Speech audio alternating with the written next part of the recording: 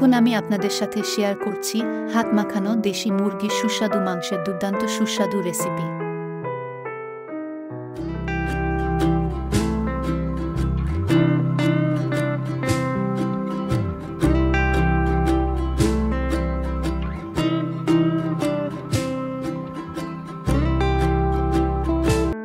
রেসিপিটি শেয়ার করার জন্য দেশি মুরগির মাংস নিয়েছি।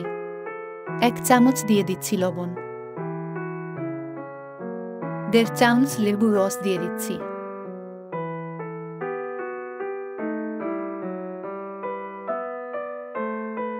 হাতের সাহায্যে বেশ অনেকটা সময় নিয়ে খুব ভালো করে মিশিয়ে রেস্টে রেখে দিচ্ছি 15 মিনিটের জন্য।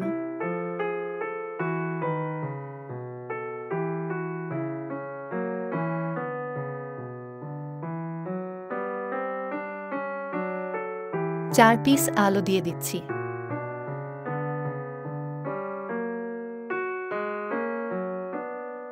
হাফ কাপ পরিমাণে দিয়ে দিচ্ছি কুচি করে রাখা পেঁয়াজ, দিয়ে দিচ্ছি আদা রসুন বাটা,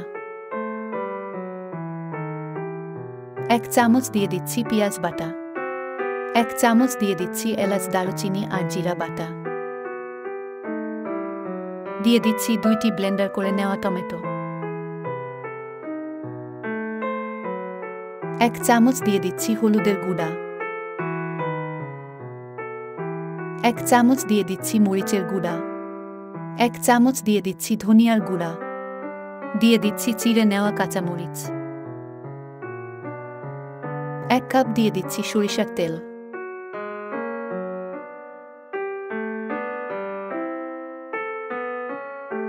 সবকিছু দিয়ে দেওয়ার পর হাতের সাহায্যে খুব ভালো করে মিশিয়ে রেস্টে রেখে দিচ্ছি 40 মিনিটের জন্য।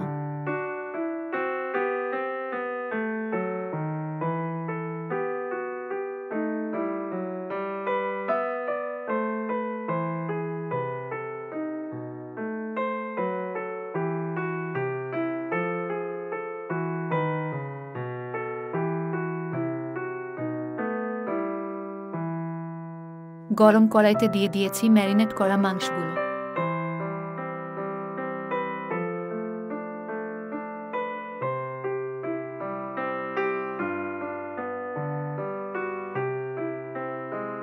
মিডিয়াম লো আঁচে রেখে মাংসগুলো বেশ কিছু টাইম খুব ভালো করে ভেজে নিয়ে একটি ঢাকনা দিয়ে ঢেকে দিচ্ছি।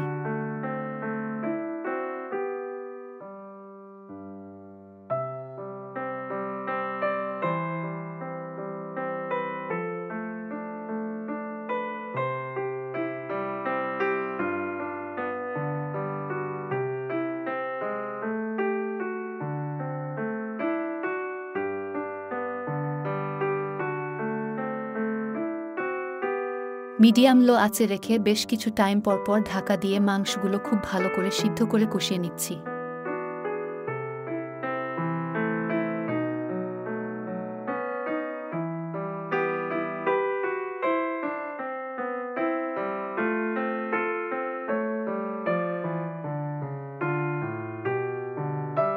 চুলার আঁচটা কিন্তু মোটেও বাড়ানো যাবে না, কারণ এখানে কিন্তু আমি জল ব্যবহার করিনি। মাংসগুলো ঢাকা দিয়ে দিয়ে খুব ভালো করে রান্না করে নিচ্ছি।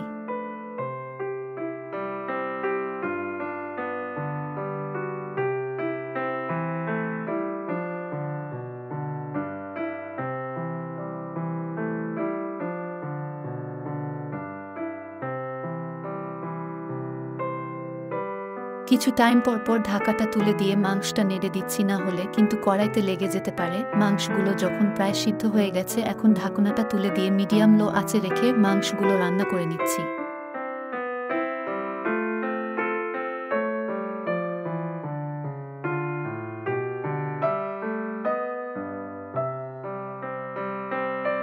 এই রান্নাটা করে নিতে কিন্তু বেশ অনেকটা সময় লাগে। হাতে অনেকটা সময় থাকলে ঠিক এরকম করে মাংসটা করে নিলে খেতে খুব ভালো লাগে।